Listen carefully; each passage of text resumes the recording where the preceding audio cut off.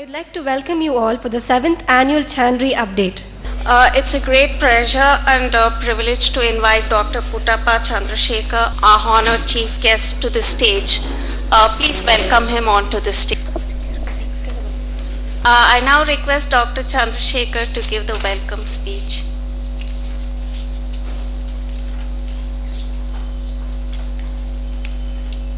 Good morning. It's a immense pleasure and privilege that we have completed successfully 7 years and moving ahead further.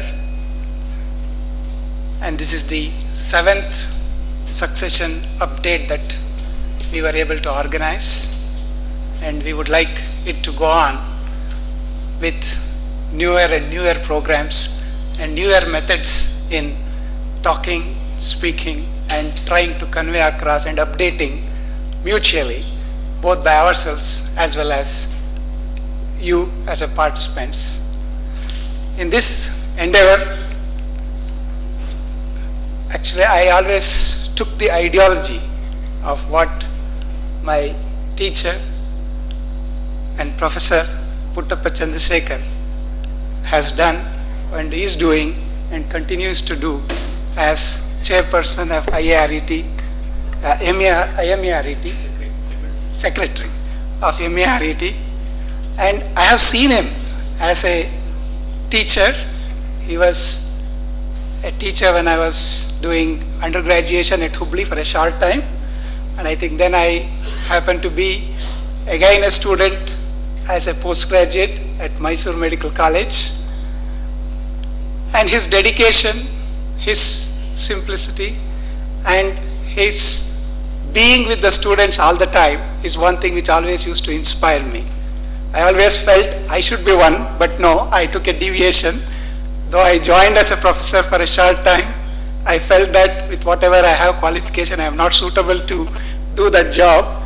Then I moved out, but I still find it that it would be nice to be constantly keeping education up and giving all the chances, provisions, what Professor Chandrasekhar has done. Sir, your contribution is immense, and we expect you to continue to give this contribution, and I welcome you to chair these sessions and help us out.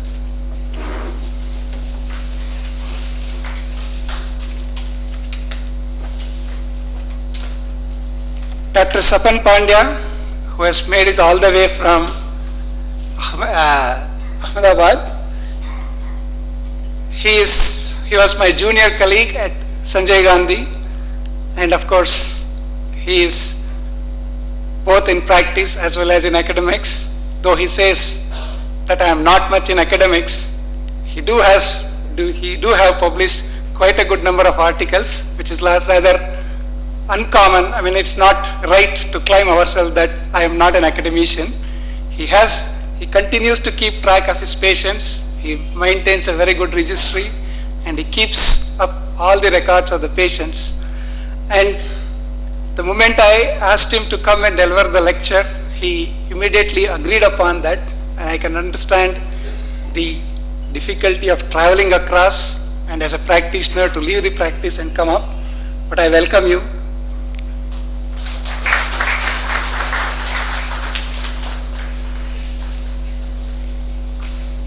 And I welcome both the chairpersons, Dr. Satish Kalanje and Dr. Anupama Kumar, who have spared their valuable Sundays for us, and I welcome you both of you, sir. And I welcome our colleagues, Dr. Dharmanand, Dr. Renuka, and I welcome all the senior delegates as well as junior delegates as well as our friends and colleagues to this function and make a grand success. I welcome all of you.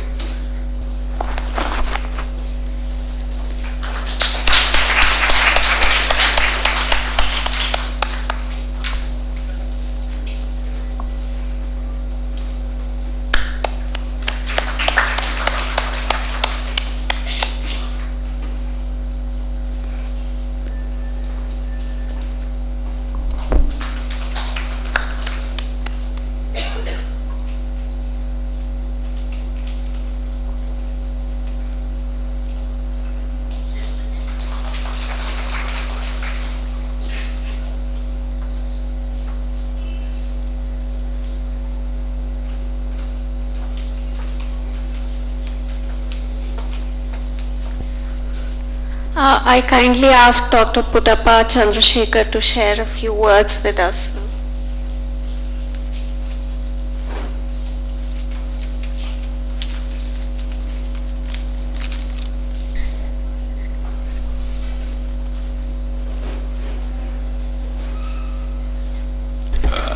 Dr. Chandrasekhar, Dr. Dharmanand, Dr. Renuka, Dr. Pandya, and my senior teachers, Dr. Hande, Dr. Ramaswamy, Nagara Shetty, and other colleagues.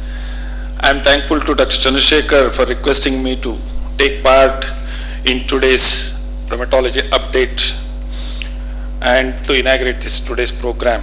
As rheumatism has developed into a separate specialty dealing with diseases of locomotor system, more and more diseases are diagnosed with the availability of newer diagnostic tools. Newer infections like chlamydial infection, chikungunya, and other viral infections are being diagnosed more and more, leading to rheumatological problems. And some of the diseases, immunological backgrounds also have been looked at in these cases, causing vasculitic syndromes or becoming diagnosed more frequently because of the easy availability of immunological tests.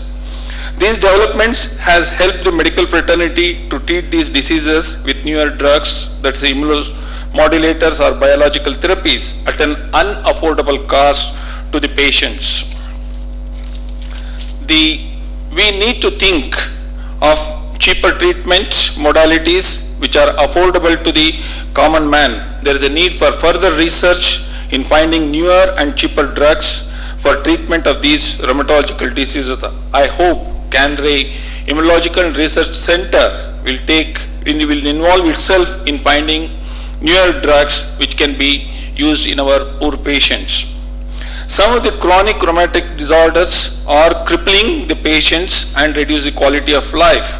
There is evidence of psychological factors, personality factors, social factors playing a role in manifestation of some of these chronic rheumatological diseases.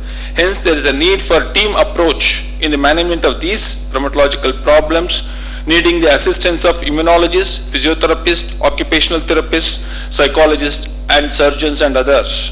And newer biological agents, monoclonal antibodies are helping these patients, but higher cost. Hence, there is a need to look into our own ancient system of treatment in the form of naturopathy, biofeedback, stress management, acupuncture, psychotherapy, and cognitive behavior therapy as a part of a management process in this chronic disease process.